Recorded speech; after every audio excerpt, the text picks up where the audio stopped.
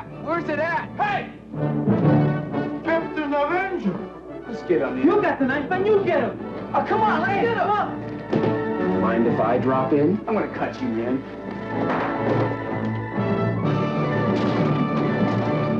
How about that? John Ritter to the rescue as Captain Avenger in the new comedy Hero at Large, one of 5 new movies we'll be reviewing on Sneak Previews. And across the aisle from me is Gene Siskel, film critic of the Chicago Tribune. And this is Roger Ebert, film critic of the Chicago Sun-Times. Now, in addition to Hero at Large, which I liked a lot more than Roger did, we'll be reviewing Cruising, the controversial Al Pacino film about a series of homosexual murders, Ally McGraw in the comedy Just Tell Me What You Want, Farrah Fawcett in the space adventure Saturn III. Now Roger begins with George Siskel, Natalie Wood as the last married couple in America. Sometimes a movie comes along that has such a great idea behind it, such an intriguing title and such an interesting cast that you find yourself really looking forward to it. And The Last Married Couple in America was a movie like that. But who could have guessed that it would turn out to be one of the most dreadful, vulgar movies of the year, a complete mess that's not funny and is also unsavory and depressing. It stars Natalie Wood and George Siskel as a happily married couple whose friends and neighbors are all in the midst of divorces, adulteries, neurotic breakdowns. Can their marriage survive? Sometimes it's touch and go, as in this scene, where a passionate divorcee, played by Valerie Harper, makes a pass at George Siskel. Barbara, no. Not here. Well, then let's go. Will you let's quit go. saying let's go? I can't go. I'm running a business here. Come on, you can leave yourself employed. Come on. Besides. Besides. What? Well, besides, you know, this may sound funny, but I'm not really a chaser. Well, you see, you are not chasing me. I'm chasing you. Barbara, look. Jeff, you look. I have had the hots for you, always. I just never did anything about it then. But now is now, you know, and I just think it'd be real nice. Barbara, listen. What? Thanks. Thanks. But no thanks. Okay. Yeah. Siskel escapes intact in that scene, but Valerie Harper doesn't take no for an answer, and she eventually does seduce him. And then, wouldn't you know, Natalie Wood finds out her husband has been cheating, and we get one of the movie's many fight scenes. I'm hurt. I'm deeply hurt. I don't give a damn what the new morality says. I'm hurt. I'm not hip enough to say it doesn't matter. It does matter to me. I thought we had something special. I thought you didn't need that. Or if you did, it would be a stranger. It would be discreet. No one would get hurt. No. What am I saying? I don't mean that. The truth is, when it comes to this, I'm a square. I won't have you around with other women. Well, what about you? That was years ago. So what? And you beat the hell out of me. I slapped you once. It was damn hard. Now we're even. No, we're not. That was different. We weren't getting along then. No, we weren't, but still. Anyway, I thought you forgave me about all that. I did, but I gotta use something. And I told you about it. At least I felt guilty. You told me to hurt me. Yes, that was part of it. But I also wanted to get it off my chest. You said nothing. Well, I didn't have a chance. It just happened. Just happened. It was an accident. What? What? Yes, an accident. You sleeping with her was an accident? Yes. Hey, okay. All right, okay. Ow. Oh, okay. Accident. Accident.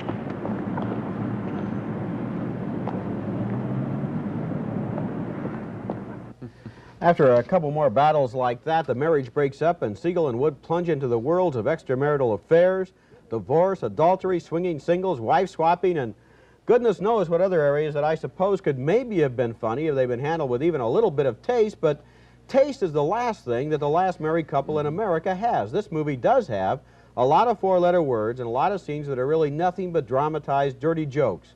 The whole movie just leaves a bad taste in your mouth. And yet it starts out so promisingly. You know, 30 minutes into it, we have George Siskel and Natalie Wood, the happy suburban couple, being attacked by all their friends who have been divorced many times, and we think it's going to be a challenging kind of picture about a very topical subject. Then, I don't know, I guess it has to be the script. For the next hour, it just falls off the table, and we get, as you point out repeatedly, a lot of dirty material, ending up in a sort of pathetic scene at the end with Siskel watching a guy make his wife undress for group sex. I mean, you just wonder what's going on here. What happened? The whole thing turned sour. The job of a producer on a film like this is to assemble a package, and he's got a good one. Siskel, Natalie Wood, Dom DeLuise, Valerie Harper. The title, as I mentioned, is intriguing. Yeah. And then, as you point out, the whole thing just goes, it turns to ashes. It's just unpleasant. You leave feeling unclean. It's not a comedy at all. It's a really unpleasant exercise in the next picture, R-rated so-called well, entertainment. The next picture is rougher. It's also R-rated and is making a lot of people very uncomfortable. Few films, I think, in recent memory have aroused more ill feeling before they've opened than the new thriller Cruising. It's about a cop trying to solve a series of violent stabbings in the kinky underground of New York's homosexual community. While the film was being filmed in New York City last year, it was vigorously protested by leaders of the gay community. They claimed that the film was anti-gay and would trigger violence against gays. I don't know about that. All I know is that Cruising is a pretty bad movie. Al Pacino plays a cop sent undercover to find the killer, but as he sinks deeper into the world of gay leather bars, the whips and chains crowd, he becomes sick of his assignment, tells his detective boss, Paul Sorvino, he wants off the case. I didn't come on this job to can some guy just because he's gay, Captain. You're gonna come into days where you have to collar a dozen guys like that. Scared, weird little guys who don't know why they have to do what they do. It isn't their fault. It isn't your fault. It's the job. I can't do the job.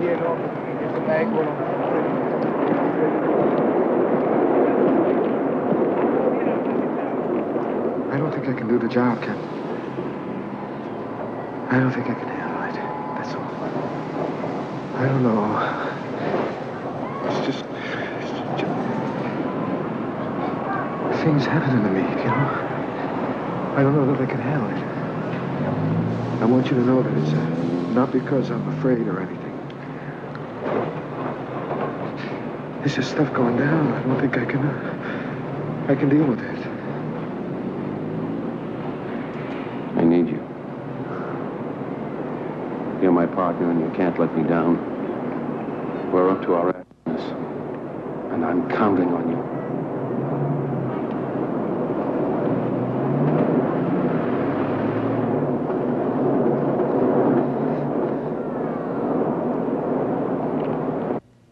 Now, the implication of that very vague scene is that maybe Pacino is worried that he's sort of getting attracted to all the violence that's going on, or that he himself might be discovering and fearing that he's gay. But all of this is just implied. There is very, very little that is stated directly in this movie. Believe it or not, what's not stated directly, who the killer is. At the end of the picture, we don't know for sure. Whoever he is nauseatingly portrayed as brutal. I had to look away from the screen twice while a knife was being plunged into a victim's back repeatedly, blood splashing around. It's disgusting. Cruising is needlessly violent, needlessly confusing. It is really not worth all the notoriety it's getting because of the gay protest. I think the key word is confusing.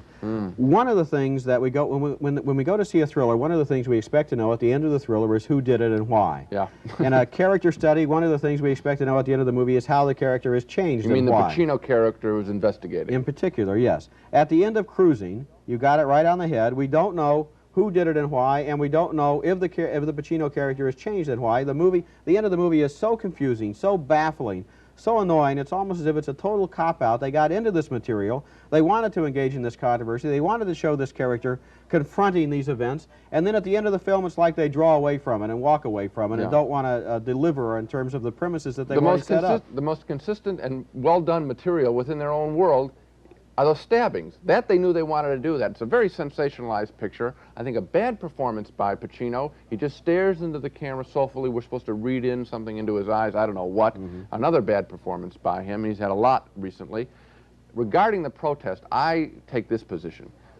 You know, what any ethnic group or any religious group or any sexual preference group thinks of a picture, that's their business. Italians, I'm sure, did not like The Godfather. Some Italians. That's their problem. It was a great picture. Some gays won't like this film. That's their problem. It's a lousy picture. We just get paid to review the picture. This one is bad. Okay, so much for Cruising. Next film. Just Tell Me What You Want stars Alan King as an incredibly wealthy, hyper-tense businessman and investor, and Ali MacGraw as a television producer has been his mistress for 15 years. But now he's cheating on her, and finally she gets fed up with him. In one of the movie's best scenes, MacGraw tracks down King in a Manhattan department store and really lets him have it.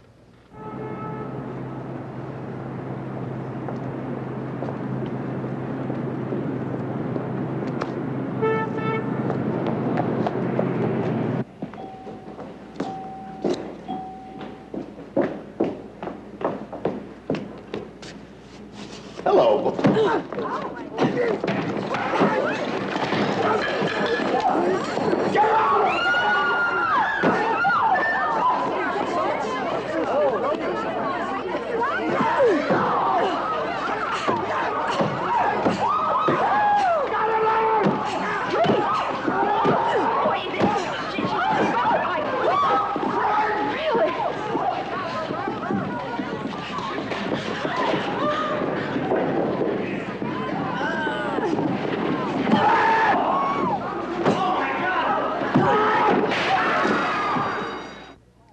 Audiences actually applaud that scene. It's a classic scene of physical humor. What happens next is that Ally McGraw tries to live her own life. She moves out to the West Coast, she goes into the movie business, she gets married, and basically, though, she still loves Alan King. And when King has a heart attack, she goes to visit him in the hospital, even though she knows he has another girlfriend. Listen, Max, I know you're a very busy man, and I don't want to keep you. Also, I know you've got another visitor waiting to see you in the lobby. What visitor? That girl from the office, Kathy, isn't that her name? Oh, you saw Cassie, did you? Let me tell you something, sweetheart. That little girl, she loves me. I mean, she's in love with me. She's a very special little girl. Bright and nice and good, and I adore her. I could wind up married to Kathy. She's a wonderful girl. I'm telling you the truth. I believe you. I tell you, she loves me.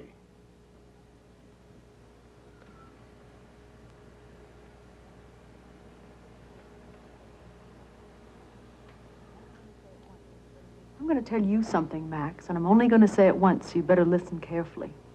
What? I love you, too. No, I really do love you. Enough that if Kathy is everything you say she is, she'll make you a wonderful wife. Thanks a lot. Thanks for everything, kid. But if it comes to getting married, I might think about marrying you since you love me so much.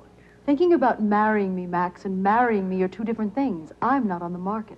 Sure you are. There's always a market for marriage. It's the quintessential deal. But first you got to define the terms, agree on the principle, get the quid pro quos all nice and tidy. Know what I mean, sweetheart? You can't run off blind like you did. He's tough, but he's sweet.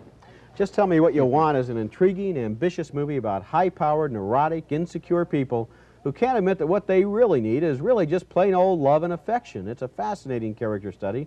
I especially liked Alan King in this role. I think it's his first full-length feature film starring role, and I think he was very good in it. He's very good in it, Roger. I mean, makes us laugh. He's sort of a crazy guy, got all the money, a rich man. It's a memorable screen performance, the kind of thing that you'd like to see nominated even for an Oscar, but probably the picture isn't going to be successful. I think I know why, and I think I know why I really don't like the film, and that's the other major character, Ally McGraw, in the picture.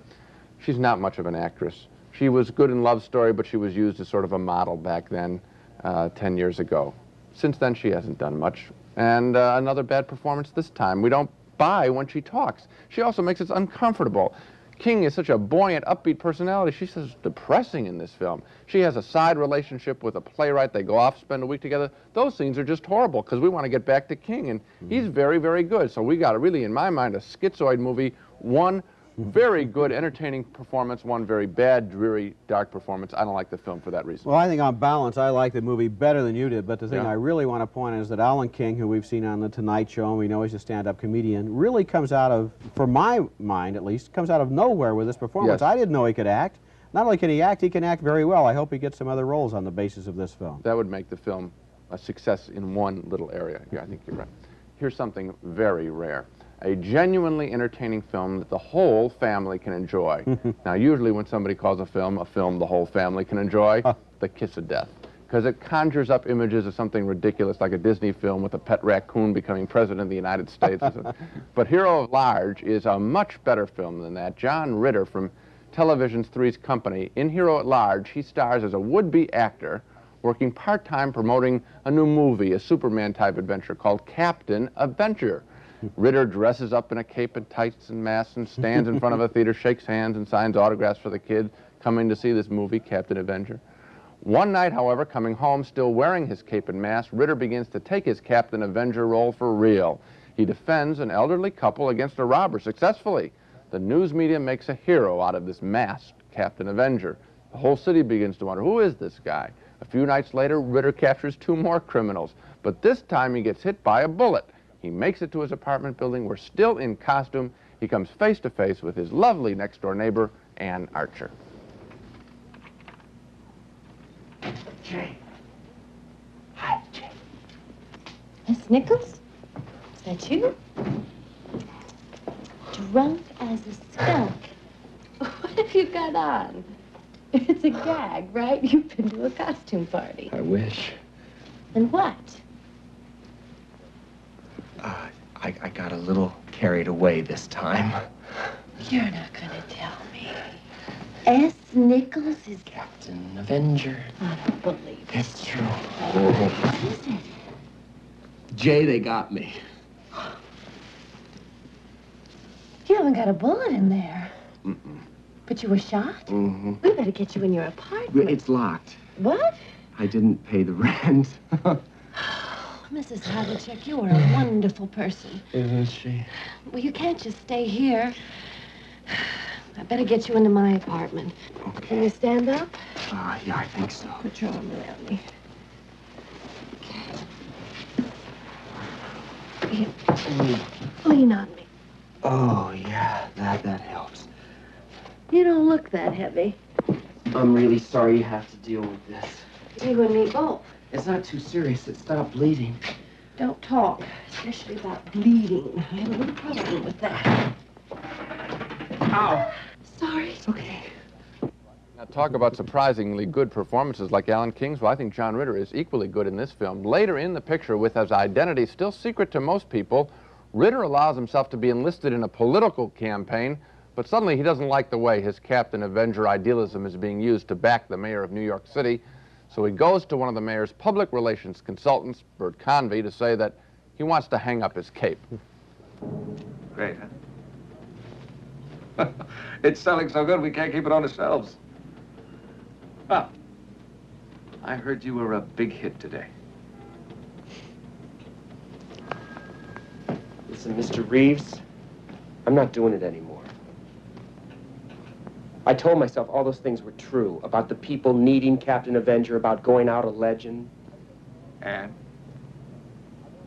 Okay, and I wanted a part in a play. I wanted to be somebody. What's the harm of doing something good for yourself? The harm is I feel lousy. When I did it before, it was real. I felt great, not this time.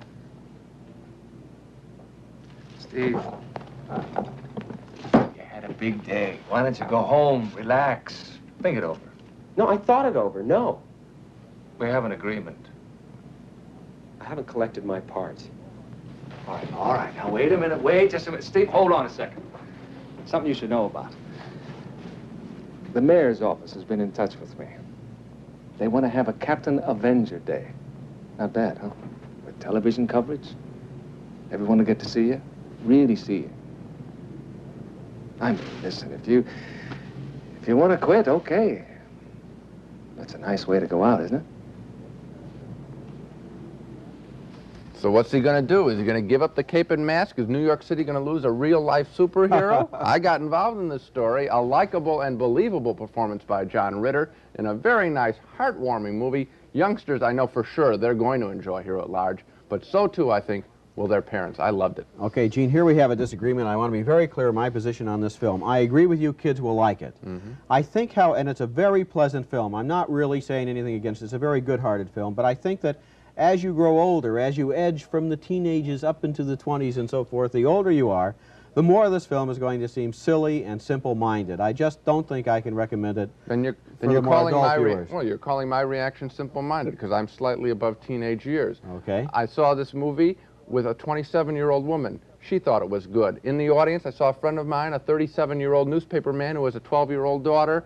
They both liked it. I know a 41-year-old woman who saw it with some friends and her children. They all liked it. Lots of evidence saying that adults liked it. There's such a good little story here, which is that one person can make a difference. We could all be Captain Avengers helping our neighbors out on the street. I bought it. You're sitting across the aisle from your 37-year-old co-host on this show, and I say it's simple-minded and dumb. Now, who are you going to believe, me or those people you went to the movies with? I'll trust myself. How's that? Let's turn to one of the dumbest movies of 1980, or any year for that matter, a completely idiotic and hapless science fiction would-be thriller named Saturn III. The movie stars Kirk Douglas and Farrah Fawcett as the crew members of a space station circling Saturn. And one day a visitor arrives, and he brings along a robot named Hector, who almost immediately starts roaming up and down the corridors of Saturn III as if he has a screw loose. In this scene, Hector the robot goes berserk.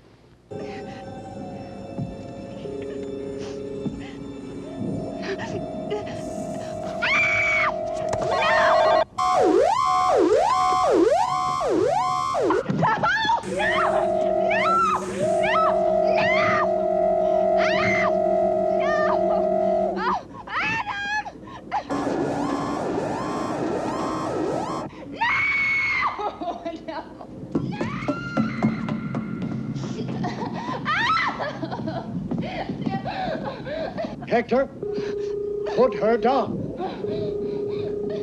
Let her go. Conform. Hector, he'll do what you say. Alex, you ask him. Hector, please put me down.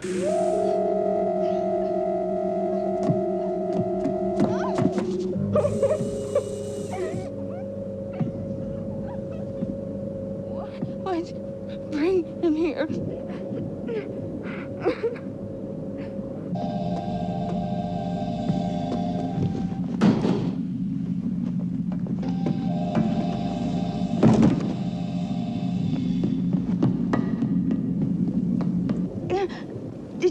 Did you teach him to kill? No. It's you. He wants you. We both do. He's learned too much from me.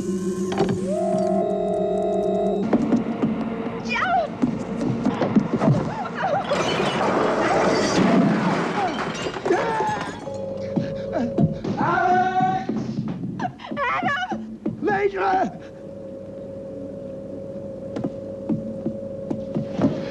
What happened? Major, help me.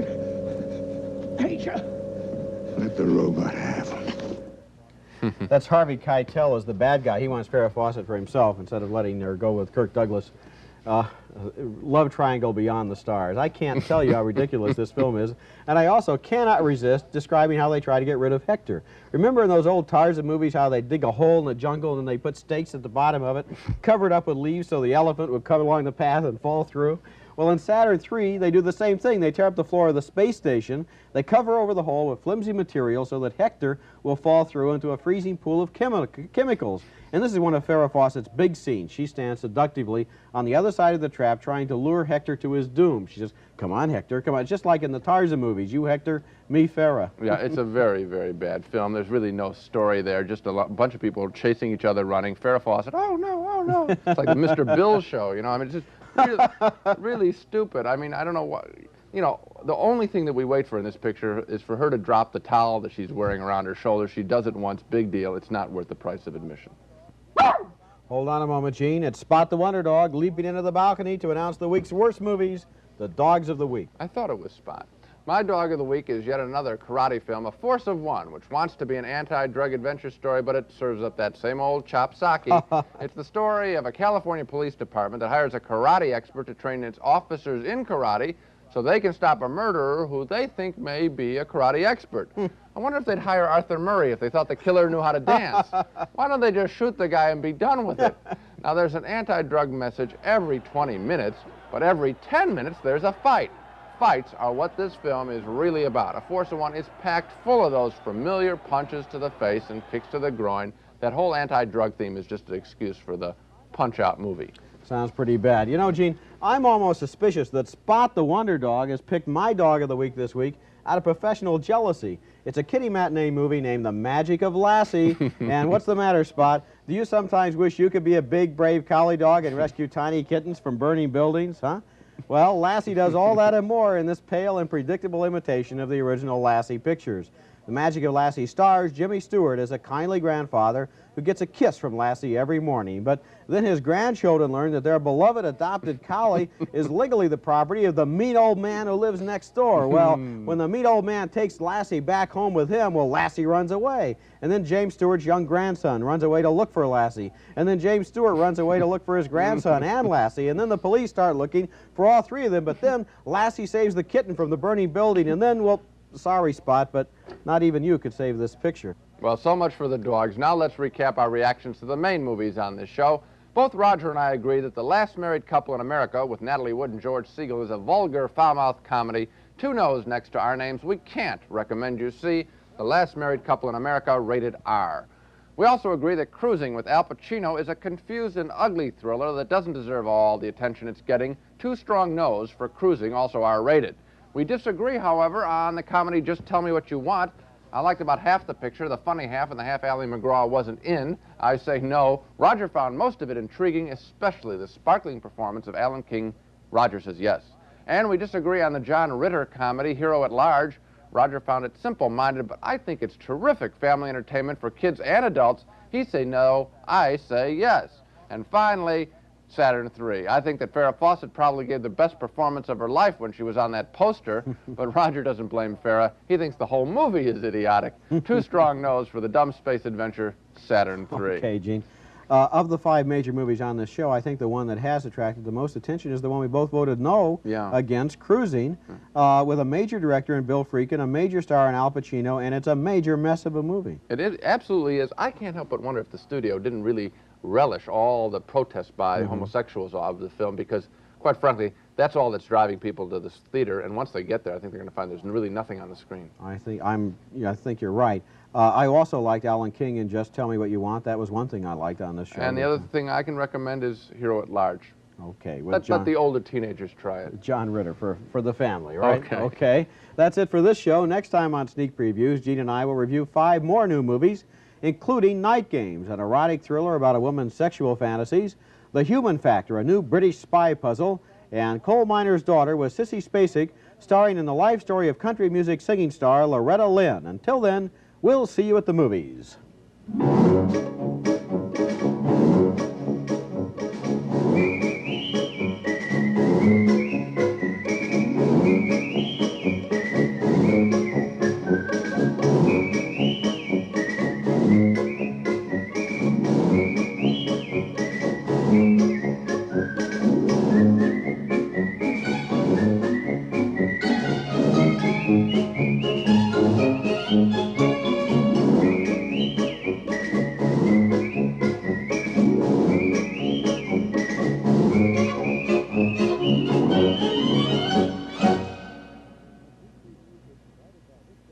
Funding for Sneak Previews was provided by this station and by other public television stations.